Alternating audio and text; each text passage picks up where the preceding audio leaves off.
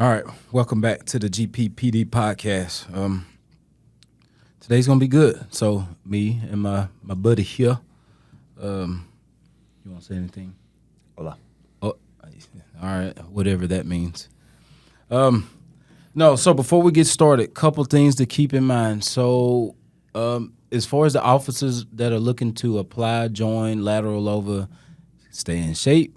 Stay out of trouble. We will be testing probably towards the end of the year.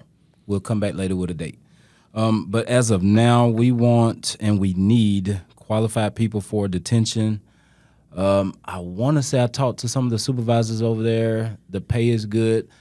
I want to say they're starting you off where you are off every other Saturday. So it's kind of mimicking the police. Really? Yeah, nice. The police schedule. And then also we need communication specialists. So we call them dispatch, but the 911 call takers.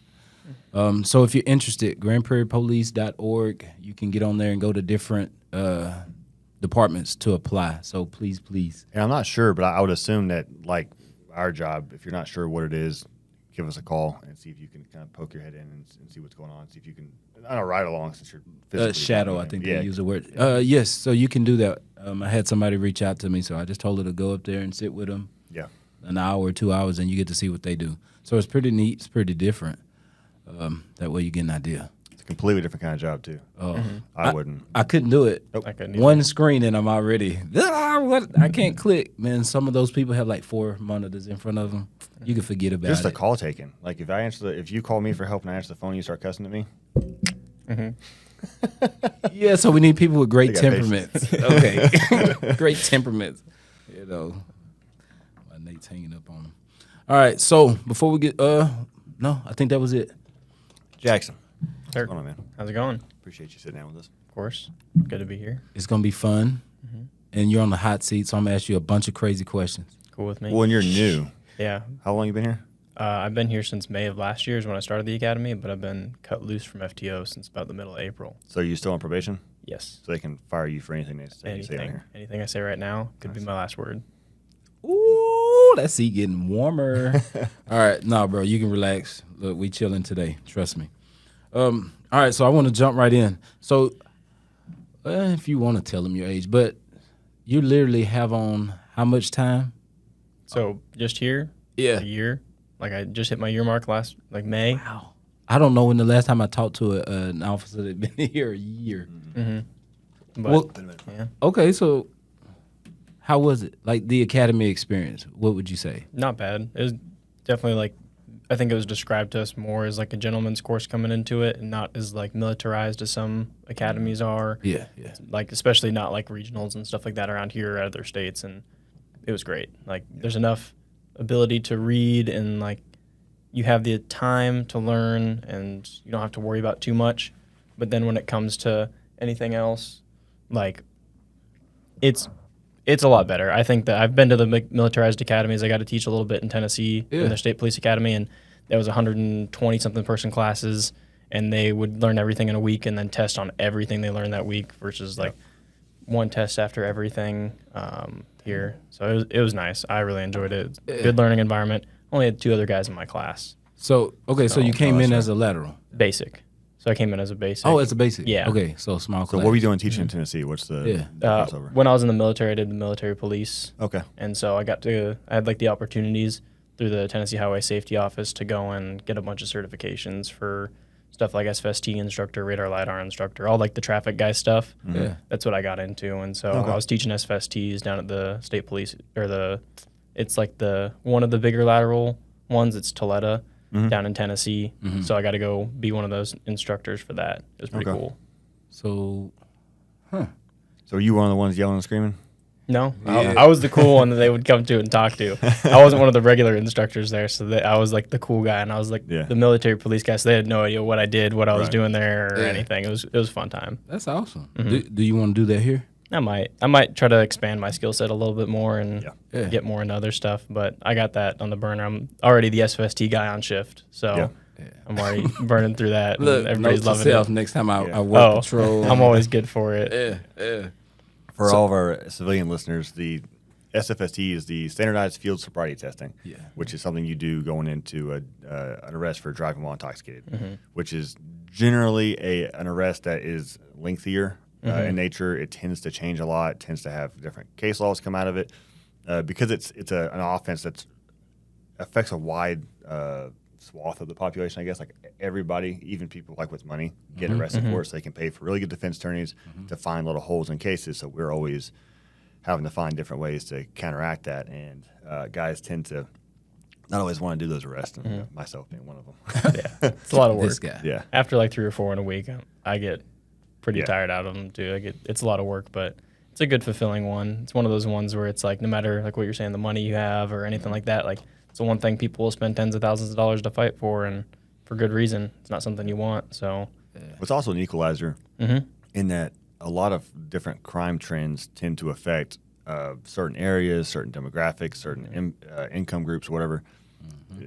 DWIs affect and kill everybody. Everybody. So that's one of the neat things about it. I probably should have spent more time getting better at it than I did, but it was one of the things before I did my current job. It was like all that paperwork, it's intimidating. Yeah. I think going back to the street now, it probably wouldn't be quite as much. But especially knowing like the back end of how things work now, because like you do most of the paperwork for like what y'all would do, Correct. like for Baratini on the back end, because I'm already doing all the packet and everything, and I'm assuming there's not much more to it than that when it comes to submitting. I don't know it as all. far as the drunks go, but Bro, you wouldn't want to see me doing a DWI. that old video with turn and pop, turn and pop. Follow my finger. Yeah, that'd be bad. So let me ask you this. So you were an MP. Yeah. How was it when you pull over somebody and you obviously see that they are ranked way up there, and you're like, oh, I know that he or she is intoxicated. You know, how do you handle that, bro? There's a couple different ways you got. Like you got like just like regular cops out here, like but think about 18, 19-year-olds. You've got this kid that's always wanted to be the police, or he's now like he's it, like he's the boss, and he pulls over someone that's higher rank. He's either gonna like back down and be like, oh, this is like I can't mess with him, and they'll like try to buck up with their rank. Or you got the guys that are like, no, this is like the guy that's like, don't mix your like what is it like your rank with my authority or vice versa. They'll say some like smart stuff like that, and usually doesn't go well. Usually like other higher ups have to get called out there to handle it, but it depends on the person, because you'll get some cool people that are just like they know they're in the wrong, and you get some that are just like, I'm going to use my position to Do get you know whatever who I am? Yeah. Oh, yeah. Hell no, don't It'd be care. worse from the like the dependents. Like it wouldn't be. It's like the wife of that higher up. Oh yeah, big time. Like especially if you were an MP that worked the gate, you'd get them like they'd want you to salute them and all that stuff, and they're not.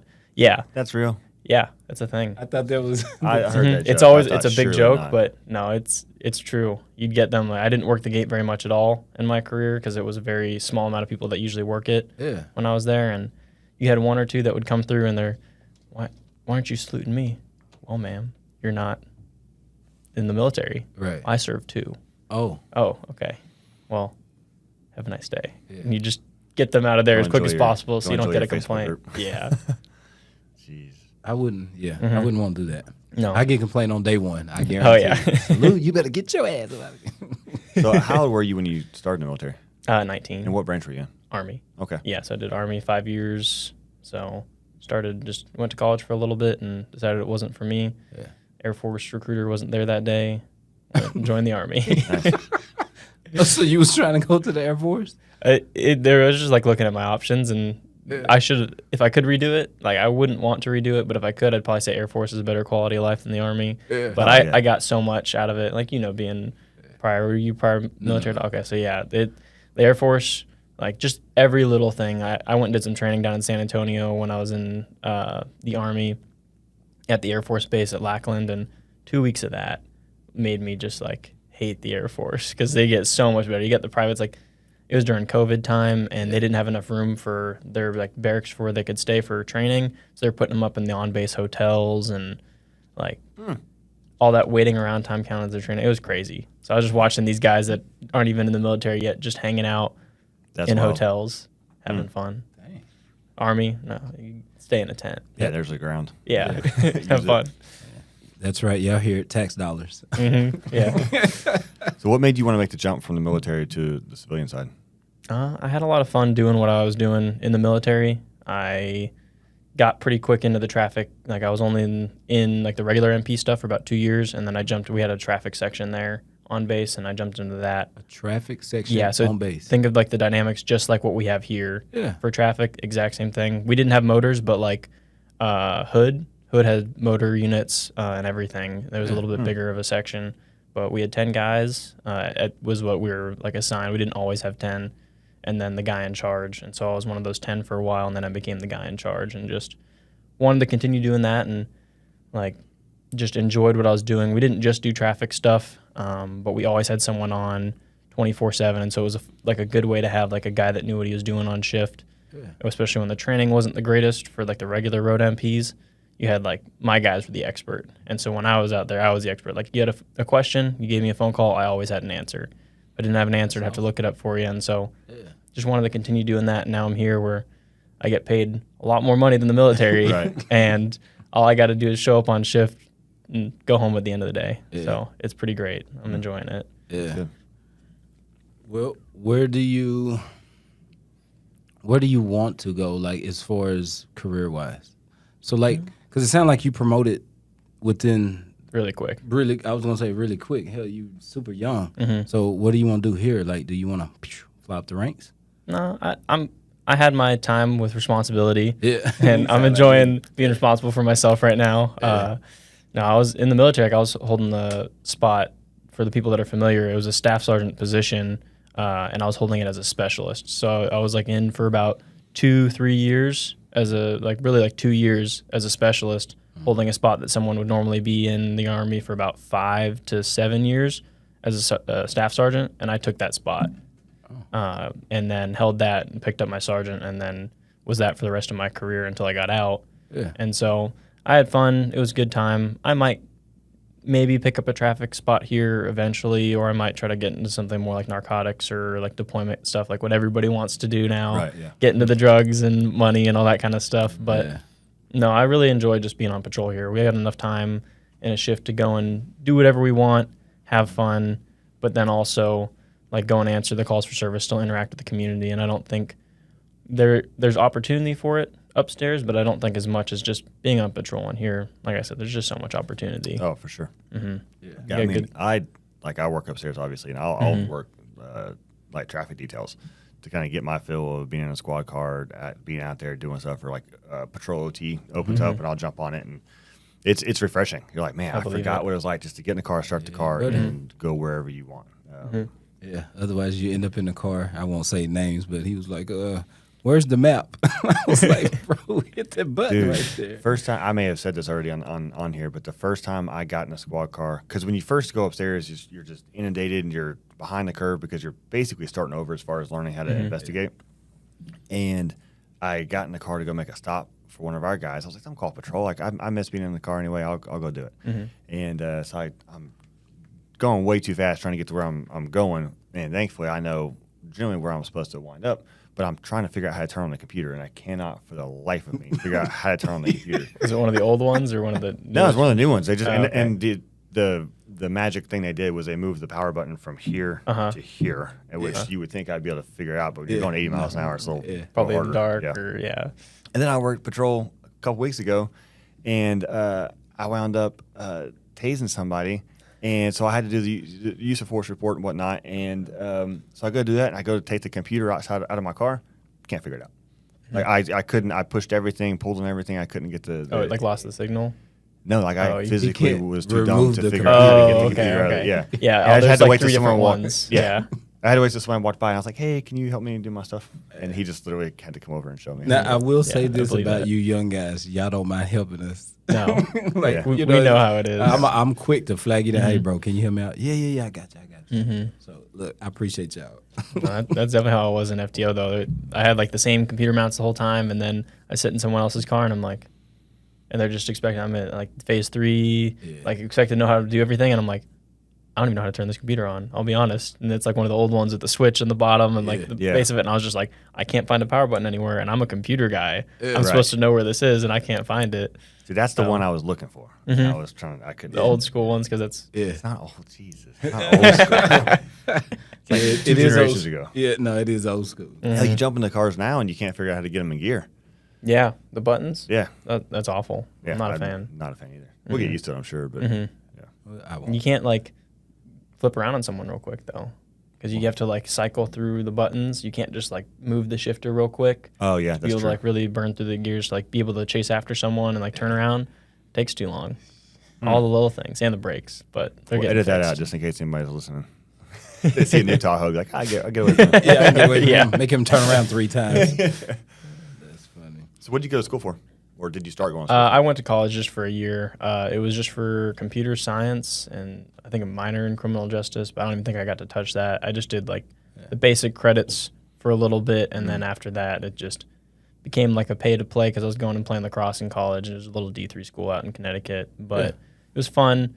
Wasn't worth the money that I spent to pay out of pocket, like out of state tuition in the East Coast. It was cool. It was fun for a year, but after that, it wasn't worth it anymore. So did a little bit of online in the Army, but it's still school's not my thing, and I don't need it to do this now that I got the military, and Right. I'm just gonna leave it for there. Like I'm not pushing it anymore. What was the thing that pushed you to go to school to begin with? Like coming out of high school, just didn't have any other options. Didn't really think about anything else, and went to like a real nice school back home, like a good high school. It was like a private school my parents paid too much money for to go to. I found out my college fund went to my high school, Right. and just wasn't great. Not like a big school guy, but it was just like I didn't really think of any other options, and it was It's a just natural progression people tend to find and themselves in. especially over there, there was no like, oh, go check out blue collar, or go check out like military or law enforcement. Like it was just your next step is college. Like there was nothing else in my mind ever to do that. And then I came home and I was just like, well, Mom, you were always telling me to look at the military. And they were all the way across the world at a soccer tournament with my brother. And I just called her and I was like, hey, I think I'm going to join the Army. And they're like, my mom, she told me, and it's so funny. She looked at my dad. She like pulls the phone away from her head, and she looks at my dad. She's like, "What did you do?" I'm like, "You told me to look at it. I'm signing the papers. I'm like 18, 19 at the time. I was like, I can go. I was like, I'm not going to do it until like you guys get back so we can talk it over. But I was like, seems like a good option for me for right now. Yeah. Nothing better to do. So give me some life skills. So your dad was kind of the one pushing you towards. No, they both were. My mom just didn't think I'd actually go for it. I think I don't know what was going on, but it was pretty funny. Yeah. No, they're happy I went through it and stuff. Now I'm happy. We're all happy I'm out and enjoying this now. This is definitely once I found out, I didn't even pick MP as like I wanted to do law enforcement. It just happened to be one of the jobs available. So that all just kind of like happenstance happened, and here I am. I was going to ask, like, do you ever go home for Thanksgiving or just disappointed in you? Like, they drop jokes about how much they spent on your high school so you could be a cop? Yeah, no, it's definitely like my brother and sister went there too, and it was definitely like I could have gone to public school and have ended up probably 100%. About the same. Yeah. But no, it was just the community over there was pretty good, and they were happy sending me there. So it was more just like a necessary evil, I think, to keep me in the it was like the Catholic private school districts out there. So yeah. That's cool. Are they supportive now? Oh yeah, no, they love this. They're so happy that I'm here. Yeah. Like my mom and dad both love the department, and like chief and all them. Like when they did like the little family dinners and stuff, like they got along real well, and they're just happy to be able to like see the environment that I'm in, and so they like it. They love it here. I like it. They still out of town? Yeah. Okay. Yeah. Any plans to move to the better state? Not yet. No, they're happy all the kids are out of the house, so they're enjoying their alone time and flying around the world and going on vacations and sending us pictures. That's awesome. So that's what they're having fun with. Now, what do they do for a living to get to flying around the world? That is. Dad works in the golf course industry out in Vegas. Okay. And then my mom is a flight attendant for Southwest. She's been doing that for like, I think around 30 years. Oh, wow. So she's been doing it for a hot minute. She's one of the more senior ones. So she gets all the fun flights. She know everything. Oh, they get them free or discounted or? So if you non-rev, for her non-rev. So it's like a non-revenue flight. So or like a ticket. So basically if there's a spot open on the flight, you can take that spot. Yeah. And so she can do that, or my dad can do that. I could do it until I was 25 if I was still in college. Now it's like a $50 or something ticket. As long as there's space on the flight, I can take it wherever. And Southwest is expanding all their flights now, and so she loves those Hawaii ones. Tell you what, and she'll get like a 48-hour trip down there where she'll just go and like puddle hop between the islands. Yeah. And she's just hanging out on the beach, sending us pictures. Like she basically lives there now. She loves it. So, but they'll go do that, and so she'll go out to Hawaii, and my dad will non-rev out there for like a night or two, and just Yeah. He'll be on vacation for a couple days and he'll come back to work. Oh, that's And that's like paying $50. And he works. He on, doesn't works have to in pay the- any of it. And the hotels they put them in at Southwest is nice. Okay, you got a black brother. You didn't even know it. Here go my $50. It's great. It's That's really, awesome. nice. Yeah. Yeah. But usually it's like the availability ain't there when you want it. So, and it gets pretty tight. Growing up, we did it a lot. And so I got to travel all the time. Like I was flying before I can remember. And it was like ridiculous to see how much that changed now and how packed the flights get. Yeah. And we spent some time in some, not overnights, but like felt like overnights in some of these airports. Yeah. Yeah. I had a question about speaking of the athletic stuff, the lacrosse. I know nothing about lacrosse, but I hear it's pretty cool. Yeah. It's supposed to be a contact sport. Correct. Big time. It's like, I thought it wasn't. it is. There's women's hockey or women's lacrosse, not so much. It's definitely not as much like contact, but men's lacrosse, it's like a football, hockey. Yeah, like and see, and I contact, had like- the first time I saw it, I just thought it was like a hoity-toity rich kid It's sport. definitely there's Which still a it little might bit of that. be, yeah, for sure. But then like they just decked each other. Oh, and I yeah. was like, You get okay, like the football tackle, like the hockey, just like bashing into each other, and so Yeah. like there's like rules to it and that kind of stuff, and like winding up and all that kind of stuff. Right. But you can definitely lay some people out, and I was not this is the biggest I've ever been, and I'm not a big guy right now, Yeah. and I was playing defense over there, like playing lacrosse, and it was a lot of fun. Definitely a big West Coast, big East Coast, not really big in the central part of the U.S., but it's definitely it was one of the fastest growing sports. I think it's kind of petered off a little bit. When I started playing, it was around 5th grade. Back home in Vegas is when it really popped off. And so it was super fun out there. Mostly like football guys playing it in their off season. But it was still like a springtime sport. So it really kind of turned into like a pick or choose, like which one you wanted to play. And I loved it. It was a lot of fun. It's definitely expensive. I had to start like a whole business when I was in high school to like learn how to string the lacrosse heads and stuff, because there's all these different techniques to it and stuff. I would think it would be not expensive because it looks like it's just guys running around on the field. Oh, running no, into yeah, each like- with a stick in a net. It's what it seems like. But I mean, you get into these companies that are making special polymers for the plastic head, and then like carbon fiber sticks or metal and special alloys and all this stuff. It would get crazy expensive. I mean, just a normal like little short stick that you'd see someone playing with, like the stick is probably $200, and then the head on top of that's another $100, and then it'll cost you like another $50 to string it up, and then you're looking at $350 for that stick. You want to back up because in case it breaks, like hockey. It's like you're going to use it to hit people. Yeah. It might break, or like the heat and all that stuff affects it. Like out in Vegas where it's 115 degrees every day in the summer, like the heads turn into like soft plastic, and so you have to have special ones for the summer if you don't care about that. And then it gets real like niche and real expensive real quick. And like all the padding and stuff, think like football costs for pads.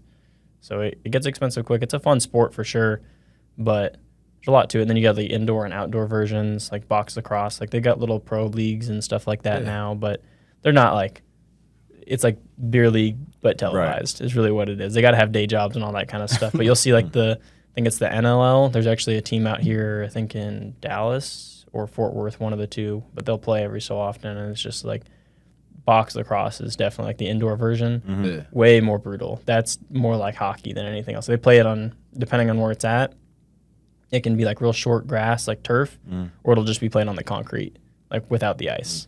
It's not fun to land on, I'll tell you that much. I played that over the summers, and that was a lot of work. Hello, cornhole. They have any? It's cheap. Get started. We started for $5. Cost you a 30-pack of beer. They have any kind of system for fighting, like in hockey? Kind of, sort of. It's similar with the penalties. Like it's not called like minors and majors, but it's similar time frames and all that kind of stuff. It really depends on the leagues you're in and all that kind of stuff when it comes to fighting, because like you're in high school and stuff like that, it's not as accepted, and you start getting into college, like there's NCAA penalties and stuff. Like you, just like any other sport, it's not accepted. It does happen, Right. And you start to get into it a little bit, but it's not hockey where it's like they go until they hit the ice or something like that. Right. But it definitely a very physical sport. Lots of Check it out. contact. It's fun to play. A little bit difficult to watch unless you're used to like hockey or something like that, because it's like trying to watch the tiny little ball moving between people is just like hockey. But it's definitely a fun time. College lacrosse is definitely fun to watch. Check it out. Did any of that? Have you feel like any of the athletic stuff has translated well for you coming into law enforcement?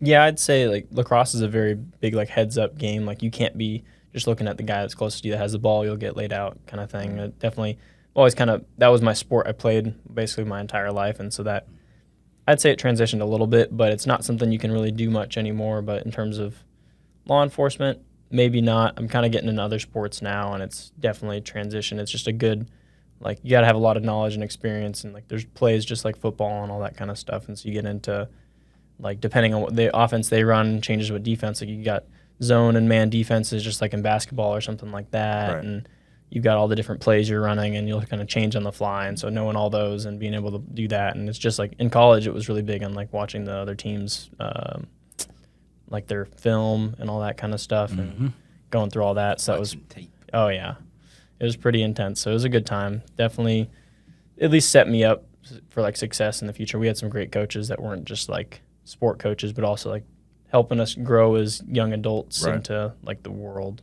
Yeah, that's a big thing with coaches. It's like my kids playing sports. We're always super particular about not just are you going to make them good, but like are you going to teach them to conduct themselves well, carry themselves properly. well, communicate effectively, that kind of stuff.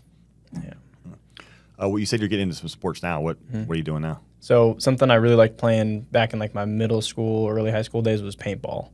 Okay. Just like real fun. I wanted like a Fun? new, yeah. That's the adjective you. Yeah. It hurts. It's painful. Oh yeah. No, I've got a couple of bruises on me right now that are going away, but it's definitely it's a good time. Now it's I'm getting more into the tournament side of the stuff. So if you've ever seen them playing with the like inflated bags they're hiding behind, all that kind of stuff, that's what they call speedball. And so it's like that's where you'll see them sending like a ton of paintballs. Like they'll just be shooting, like they're using the double triggers with the two fingers. Yeah. And they're shooting real fast. That's like the speedball style stuff. And that's like more tournament style and having fun. Like I wanted a hobby now that I'm really getting into law enforcement where it's like just fun. Like it's kind of shooting guns. It's cheaper than guns. It's a better hobby. It's still expensive. Like you're still spending a lot of money, but when it comes to like 2,000 rounds of 9mm is really expensive versus 2,000 rounds of paint is like maybe $50. So it's like you can go have fun for almost a day with that or more, depending on how you're playing. And so something fun. It keeps me. I hate doing cardio, so it keeps me running. It will make you run. Yeah, it makes you run, and if you don't run fast, you get shot. So you get good motivation. You're not really thinking about the running. It's not really long games. Like you got depending on the style you're playing and all that kind of stuff. Like I'm really getting like into the nitty gritty of it when it comes to learning it now. Before I was just playing it for fun, but now I'm trying to get good and maybe get on a team and start playing tournaments or something like that. And it's Is this definitely the part where you tell us you have a YouTube channel? No, not yet. No. Everybody's got a YouTube channel for paintball though. It's crazy. Everybody throws a little like small like GoPro or something on the front of it. Yeah. But there's some dudes that like out here that will go and they have the whole like paintball set up and they've got camera rigs with all like the coverings for it to not get hit with the paintballs.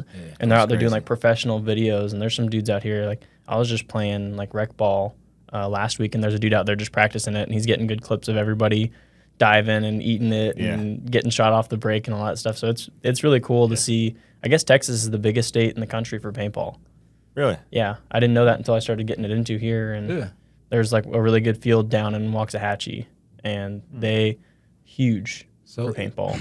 Is it cheating if you wear a ghillie suit and you have a scope on the top of your paintball gun? You're gonna get hit. I saw that on YouTube. Yeah. The guy was like, he was I did see in, that. and he was, I mean, and the guys were looking that way, but they couldn't see him, and all of a sudden he just, and you the one see where it. he's laying on the ground? Yeah, like a ghillie suit, bro. I was like, That's man, like, he's badass. That's the woods ball version of that. So it's like the airsofty kind of paintball, where it's like big scenario games. They have that stuff too, where I think there's some place out in Pennsylvania that does it once a year where it's like 4,000 plus paintball people, and it's like a whole giant area, and everybody just goes in, and it's like they come in through 2 entry points, and it's just like a huge field game on, just kind of thing. Like it's a big scenario.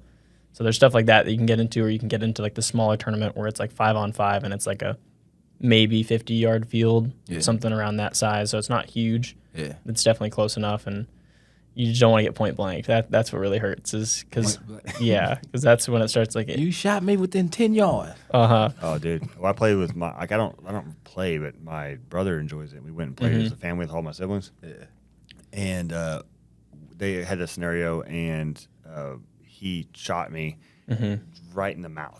Just went through the mask and you ate it. All of it. It's I the was worst. spitting that crap for so long. It was, that sucked. That's what happened. I got one of those last time I was playing. I got ran down on one of the sides, and dude just came up out of nowhere. The other guy that was covering that side got hit, so he was out. Yeah. I didn't hear him call out, and so this guy just runs me down and just like down my face and like my back or something like that. So I ate like one on my I saw it because it hit my mask, and then I got one like right through the little mouthpiece, and so I ate it because it just went right through it. Like it broke up, but it still went through and then just like down because you don't actually hit once. You hit like 3 to 6 times usually, so you'll get like a little burst of it. It doesn't like, it's not like sim rounds or something like that here. Like that hurts way I was more. gonna say, I use the sim rounds in training, man. I'm always bleeding. No, these ones aren't too bad. But I would cheat in paintball. I put some pepper balls.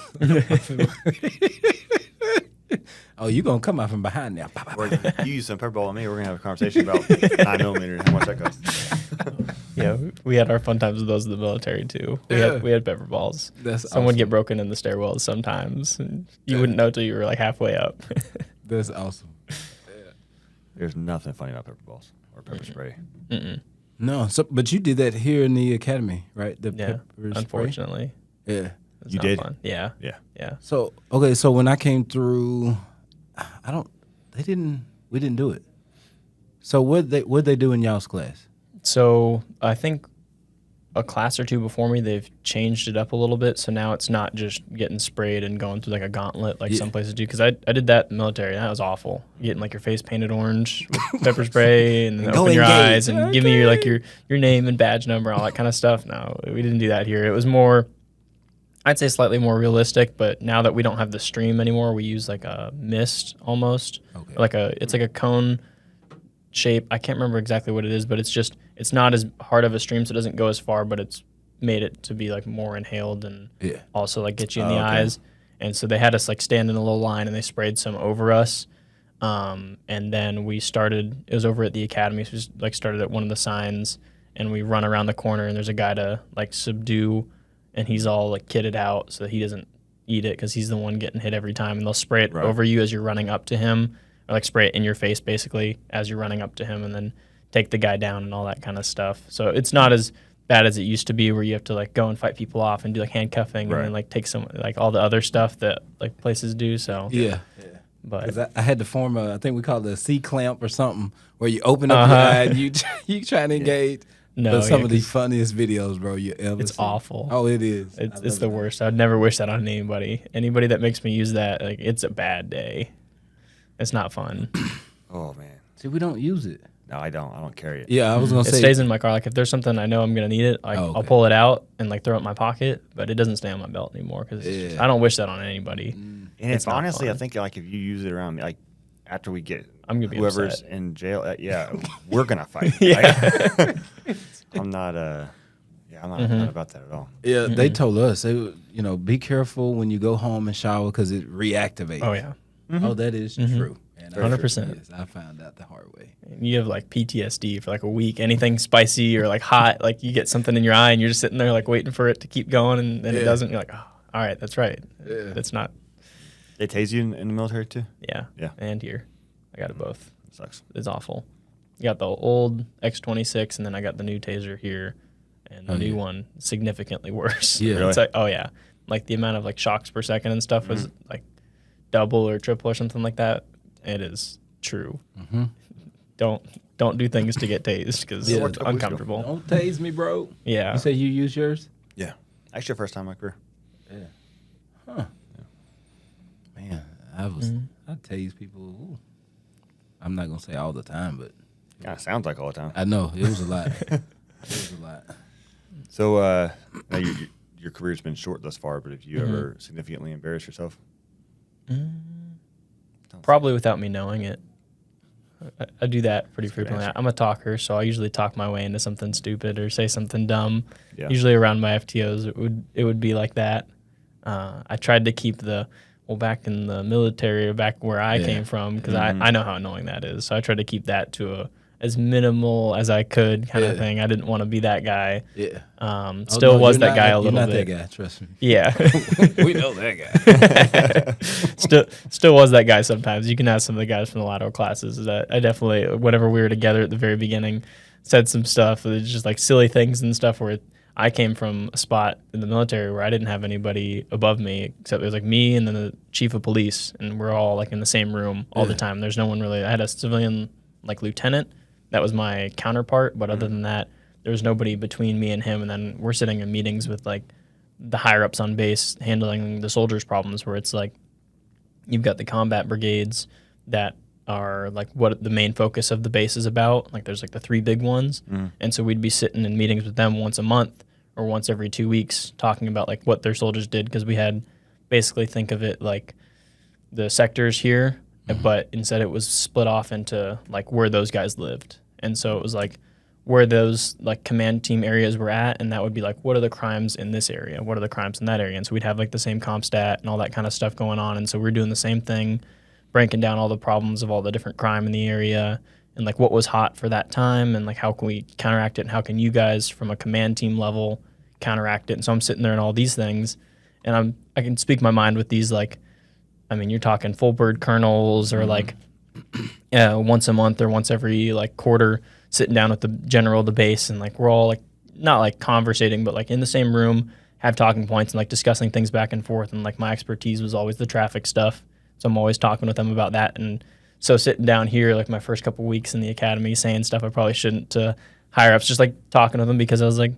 what, it's just like this person, like they're like, that is an important person, you should not speak to them, you are down here, they're up here. It took me a little bit to kind of get back into that first. Okay, wait, so back up, you said y'all are talking about crime. What crime? So the best, I get that reaction a lot talking about the military, and like think of it as it's just a gated community. You pull military just like or not really as much law enforcement, but you pull people for the military the same as you do everyone else. Like it comes from the same pool of people. You got the people from like the good walks of life, bad walks of life. True. Like you got guys that are just trying to get out of it, and so the only way they can get out of their hometown is going to the military. It's like I met so many guys that had never been on a flight before they had their first flight to go to their training base. And so you get that. And I mean, in terms of crime, you get a little bit of everything. I mean, I had I saw every kind of drug in the military, except like if you're looking at like the most, like the ones that we see usually, everything but mushrooms I saw in the military. LSD was really popular at my base before I left, in like the past couple years before that, because it doesn't pop on drug tests unless you specifically request it, and it's like easy in, easy out, super small, and so we're getting that being sold a lot. Cut that part out. Yeah. I didn't know that. Yeah, you got like all that kind of stuff. I mean, you got tons of like family violence. That was a big thing out there, which is part of the reason I went into traffic is like I don't enjoy working them. I'll go work that stuff, but it's definitely like that's a pretty big thing. You get guys coming back from deployments or they've been out in the field for forever and they've been having a hard time with their spouse, like that kind of stuff, and just like angst from that. I mean, you got your normal like drunk people stuff, especially with military. Like, you know, it's like military guys will drink college kids under the table. And so it's just you get those guys, but then they got to show up at PT at 6 a.m. And they got to go do all that. And so you get into that stuff, but it's really just a gated community of like a normal group of people. And so you'd get everything. I'd say normal. Normal's a strong word. Word. Not normal, but I mean, even running into like gang stuff and all that, definitely a thing. Get out of here. Yeah, we had like full color repping like gang members out there. Yeah. Like they'd come out of duty and like come out of their duty uniform and they'd just be walking around and you're like, oh, he's a Crip. Like what? Known gang member stuff. Yeah. Jeez. They got a whole. Wait till I get back from Afghanistan. What? I thought we was all on the same team. There's some crazy stuff, some crazy cases that were out there. Just like wild stuff going on. And they have the CID in the military, which is it's not military police, but it's like the criminal investigation, I think, division. But it's similar to here where they work all like the major crimes though. It's like anything that's like above patrol level that would just be like whatever we would consider like a major crime here, I would say. That's a safe bet that they worked over there. And so I had a hand with some of their stuff in that, but like any traffic, we worked the fatalities. And so any fatality they would also be out on. So I would be the specialist for the like scene investigation and the reconstruction, and then they'd handle like the death portion of that and all that. So like it's just my mind. Yeah. A lot of people don't they don't consider that for the military side. Yeah, because it's like I'm thinking it's a military base, which probably has a sign that says 10 miles an hour. Yeah. Like, how the hell are we running into each other and killing each other? Where I was at Fort Campbell, it's one of the bigger bases in the Army, and I don't remember how many people are going through it every day, but I think like it's a city. It's a full-on city because I mean you've got. I don't even want to put a number to it. I'd have to look it up again because it is a big place. I mean. Before, like, you know, everybody's numbers dropped like post-COVID, but like pre-COVID, like the traffic guy on shift, he would work every wreck except for like the private vehicles I think it was private vehicle to private vehicle in a parking lot. And then as long as they weren't disabled, and the POVs to deer. The only two that didn't work, the patrols worked that. And our numbers every day for just accidents in the roadway were like 8 to 11 a day in the summer. And so you're talking like 2019-ish is around then, and I'm sitting there working 8 to 10 reports a day on just crashes alone. And so that's the amount of people you're having out there, though, with that kind of stuff. So it was crazy. And so just imagine that for everything else going on. Somebody's going to listen to this, and next time they see a service member, I go, do I want to thank him for a service? Yeah. Like what is he actually doing? Committing crimes on base, becoming my guy's problems. Yeah, what set you claiming? Camouflage. Jeez. Yeah, no, it was a wild place. Like that's what. Not every base is like that. Like there's definitely some smaller ones, or like some that aren't like big cities and stuff. But like Fort Hood, it's the hood, 100%. Like there's some places like that where it's a full city, and you've got a taste of everything. And they don't put military bases in the nicest areas. You never see an army base in a nice area of the world or a nice part of the state. Right. And so you get just like the bad stuff that comes with it around the outside. It kind of leaks in a little bit, and we'll get into that stuff a little. That makes sense. Kept my life interesting. Definitely had fun. Fort Campbell was a good base to be an MP at. It gave you enough to do to be able to like actually do the job if you wanted to. Cool. Well, I don't have anything else. Do you? So let me ask you this, kind of winding down. For all of the, I'm going to say young officers thinking about, coming on, especially to GP or getting into law enforcement, period, what advice could you give them since it wasn't that long ago that you went through it? I mean, just for guys coming from like the military. Sure. I'd say like if you're military police, I'd say check your ego and like take that chip off your shoulder that you're a real cop, because you might feel like you're a real cop in some places, but you're not. Like the amount of training we get is basically nothing, and you're just expected to perform the job. I remember all the times of the guys getting trained up where the training, like what their academy would be when they come to a new base, is like a month long, and now it's not even that, and it gets more into it turned into like a month, and then their FTO process was 2 days, and it was the guys that just came out of it the day before. And so you get in that stuff and you think you're a real cop and you've been doing it for a bit and you think you know what you're doing.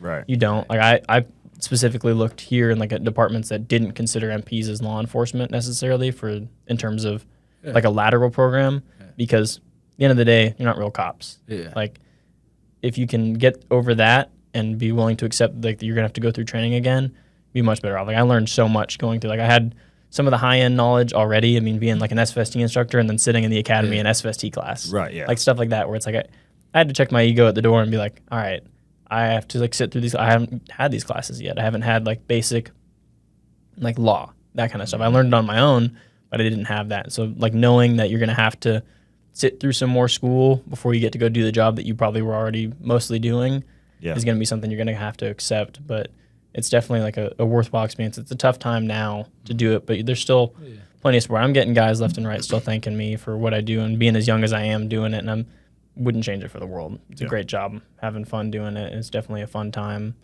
Just You mentioned something a second ago as far as zeroing in on this department, partially due to the way they classified MP service. We didn't even get into it, but you're not from here. No. How in the world did you wind up here, and why did you wind up going with this department as opposed to any of the others?